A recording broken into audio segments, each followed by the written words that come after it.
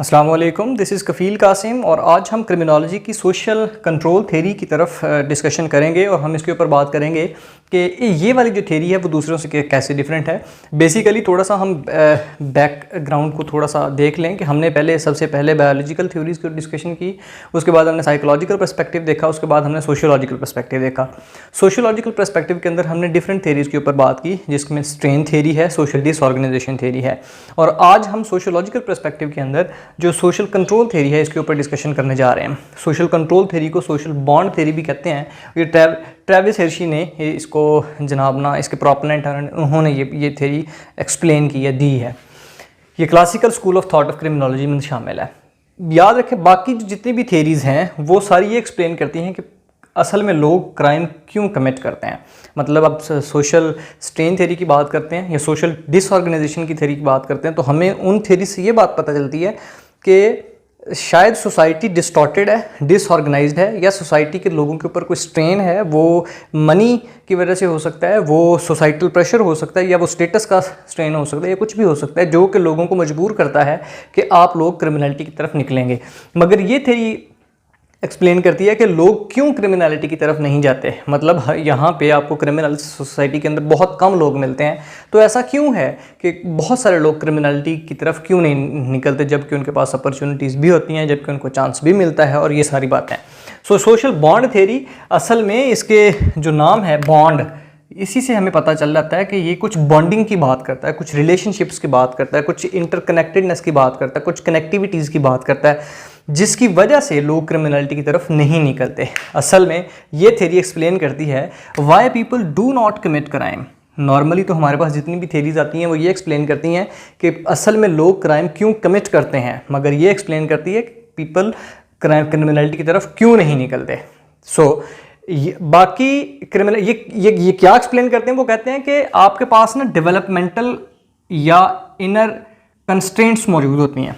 अगर वो वीक हों तो फिर लोग रूल्स को ब्रेक कर देते हैं और लॉ को ख़त्म करते हैं, तो क्रिमिनल बनते हैं। मगर अगर डेवलपमेंटल कंस्ट्रेंट्स जो हैं, जो इनहेरेंटली, जो पैदाइशी तौर पर जो सोसाइटी ट्रेन करता है आपको, वो अगर आपके स्ट्रॉन्ग हों तो फिर आप क्रिमिनल्स नहीं बनेंगे। अब वो जो इंटरनल कंस्ट्रेंट्स हैं या जिनको हम डेवलपमेंटल कंस्ट्रेंट्स बोलते हैं, वो कौन कौन सी चीज़ें हैं? वो कमिटमेंट हो आपका अपने दूसरे लोगों के साथ, कमिटमेंट। मसलन एक बंदा है, वो ये सोचता है कि मैं अगर क्राइम कमिट करूँगा तो मेरे पीयर्स, मेरे फैमिली, मेरे माँ बाप, मेरे दोस्त, मेरे अहबाब, ये क्या सोचेंगे। ये जो कमिटमेंट है ये बंदे के अंदर मौजूद है। ये वाली थेरी असल में इंटरनल कमिटमेंट्स की बात करती है, इंटरनल कंस्ट्रेंट्स की बात करती है, डेवलपमेंटल कंस्ट्रेंट्स की बात करती है कि वो वाली कंस्ट्रेंट्स, वो वाली बाउंड्रीज़ जो इंसान को एक मखसूस सर्कल के अंदर रहने पर मजबूर करती हैं, जिसकी वजह से वो क्रिमिनलिटी की तरफ नहीं निकलता। ये कहते हैं कि अटैचमेंट होती है किसी भी इंडिविजुअल की दूसरे इंडिविजुअल के साथ, और इस अटैचमेंट की वजह से वो कभी भी क्रिमिनलिटी की तरफ नहीं निकलता, क्योंकि उसे पता होता है कि अगर मैं क्राइम कमिट करता हूँ तो मेरे साथ जो अटैच लोग होते हैं वो इसके ऊपर कितना बुरा, उनके ऊपर क्या बुरा असर पड़ेगा। The next point is commitment to follow the rules. ये इंटरनली बंदे के पास ना मौजूद है, उसकी डेवलपमेंटल जो कंस्ट्रेंट्स हैं उसमें उसने लर्न किया हुआ है, पैदाइशी तौर पर उसने ये बात लर्न की भी है कि जितने भी रूल्स हैं ना उसको फॉलो करना है, और अगर वो रूल फॉलो नहीं करेगा तो उसका जो ज़मीर है ना वो उसे मलामत करेगा। सोशल नॉर्म्स सेट हैं, सोशल रूल्स सेट हैं, उनको वहाँ से उसको डेविएट नहीं करना। थर्ड है involvement by the social behaviour. ये इन्वॉल्व करता, मतलब आपकी जो इन्वॉल्वमेंट है एक सोसाइटी के अंदर रहते हुए एक बंदे की सोशल पर्सपेक्टिव के अंदर, जितने भी उसके सोशल सर्कल में, उसके डायस्पोरा में, उसके गांव में, उसके मोहल्ले में, शहर में, उसके स्कूल में, उसके कॉलेज में, यूनिवर्सिटी में, उसके घर में, उसके इलाके में, जो उसका सोशल बिहेवियर में इन्वॉल्वमेंट है, अगर वो उस इन्वॉल्वमेंट को ख़राब करेगा तो इंटरनली वो फील करेगा कि यार ना ये बात ठीक नहीं हुई, और इसकी वजह से वो हमेशा जितने भी सोशल रूल्स एंड रेगुलेशंस होते हैं उनको फॉलो करने की कोशिश करता है। मिसाल के तौर पे कोई भी बंदा किसी भी सोसाइटी में बैठ के किसी भी दूसरे घर की इज्जत को, किसी घर की दीवार को फलांगने की कोशिश नहीं करता, क्योंकि उसको पता है कि इस सिस्टम के अंदर उसको सोशल बिहेवियर जो है उसको मेंटेन करके रखना है, इसकी कुछ रूल्स हैं उसको फॉलो करना है, और अगर उनको तोड़ेगा तो उसके साथ जो लिंक्ड लोग हैं वो उसकी वजह से हर्ट होंगे। The next is belief. मतलब हर बंदे का कुछ ना सिस्टम के ऊपर बिलीफ होता है, और वो जो बेसिक बिलीफ है वो उसको मजबूर करता है कि आपने क्रिमिनल नहीं बनना, आपने डेविएंट बिहेवियर शो नहीं करना, आपने क्रिमिनलिटी की तरफ नहीं निकलना। सोशल बॉन्ड थ्योरी कहती है कि इंसान के पास बेसिकली 4 मखसूस किस्म के बॉन्ड्स मौजूद हैं, और वो अटैचमेंट का बॉन्ड हो, वो कमिटमेंट का बॉन्ड हो, वो इन्वॉल्वमेंट का बॉन्ड हो, या फिर वो बेसिक बिलीफ्स हों उसके। ये कुछ बॉन्ड्स हैं जो कि कंट्रोल करते हैं बंदे के इमोशंस को, बंदे के जितने भी बिहेवियर होता है उसको, और बंदे के क्रिमिनल एटीट्यूड को भी वो कंट्रोल करते हैं। ये बॉन्ड अगर स्ट्रांग हों, ये वाली जो चीज़ें जिन्हें हम डेवलपमेंटल कंस्ट्रेंट्स बोलते हैं, ये वाली चीज़ें जिनको हम इंटरनल कंस्ट्रेंट्स बोलते हैं, अगर ये स्ट्रांग हों, बंदा रूल्स को ओबे करेगा और कभी भी क्रिमिनल एक्टिविटी शो नहीं करेगा। अगर ये वाला बॉन्ड वीक हो, डेवलपमेंटल कंस्ट्रेंट्स वीक हों, तो बंदा रूल्स को ब्रेकआउट कर देगा। मतलब एक ऐसा बंदा जिसका सोसाइटी में ज़्यादा इन्वॉल्वमेंट नहीं है, जिसका बिलीफ बड़े पुअरली डिज़ाइंड है या पुअरली वो ऑर्गेनाइज नहीं है, उस पक्के बिलीफ नहीं रखता वो किसी भी सिस्टम पे, या जिसके पास फैमिली नहीं है, जिसकी अटैचमेंट दूसरे लोगों के साथ नहीं है, तो उसे कुछ फील नहीं होगा कि अगर वो किसी भी वजह से वो क्रिमिनल बिहेवियर शो कर भी देता है या वो डिविएंट बिहेवियर शो करता है, तो there is no issue for him, कि उसको पता है कि मुझे कौन सा किसी ने बुरा कहना है, मैं तो ऑलरेडी अकेला हूँ, मैं तो इंडिपेंडेंट हूँ। सो जो इस सिस्टम के अंदर रहते हुए जो बॉन्ड्स हैं, वो इंसान को, रिलेशनशिप हैं जो वो इंसान को मजबूर करते हैं कि आपने क्रिमिनल एटीट्यूड नहीं दिखाना।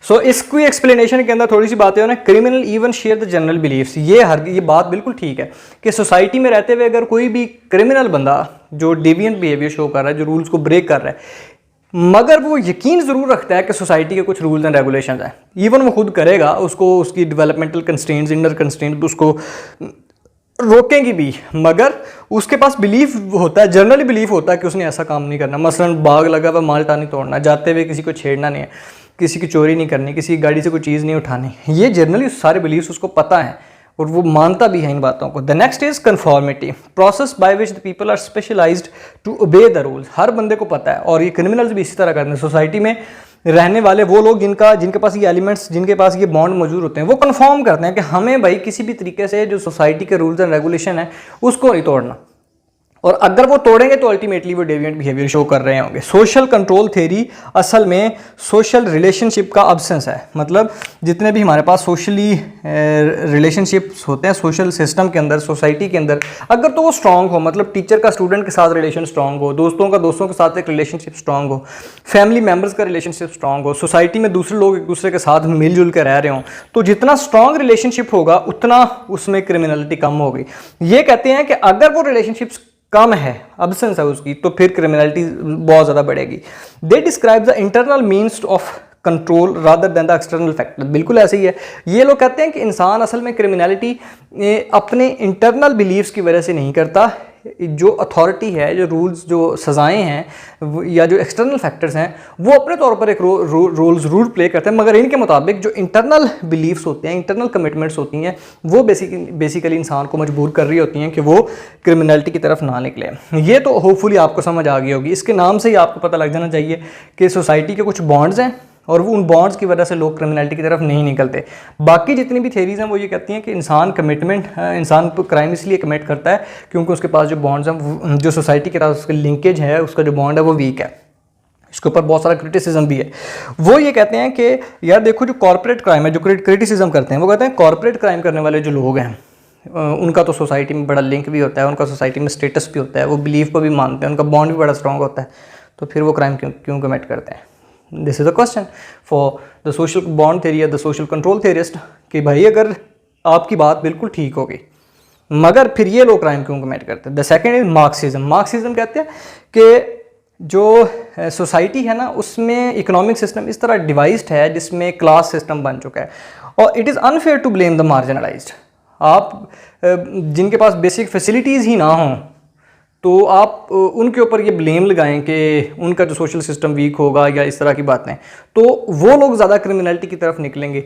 ये अनफेयर है क्योंकि बहुत ज़्यादा जो क्राइम्स हैं वो एलीट क्लास भी करती है, जो बॉर्जियासिस ग्रुप है वो भी क्राइम कमिट करते हैं। मार्क्सिज्म का भी अपना इसके ऊपर क्वेश्चन है। वो सवाल उठाते हैं कि भाई सोशल बॉन्ड थ्योरी इस तरह नहीं है, तो फिर वो जो एलीट क्लास है वो क्राइम क्यों कमिट करती है जबकि उनका सोशल स्टेटस भी है।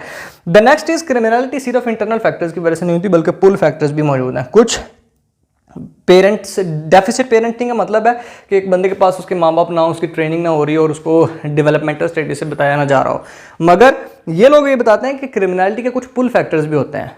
आपकी बेसिक नीड्स पूरी नहीं हो रही हैं, आपको पता है कि मैं चोरी करूँगा या मैं डाका डालूंगा या मैं किसी का मर्डर करूँगा तो मेरी बेसिक नीड पूरी हो जाएंगी।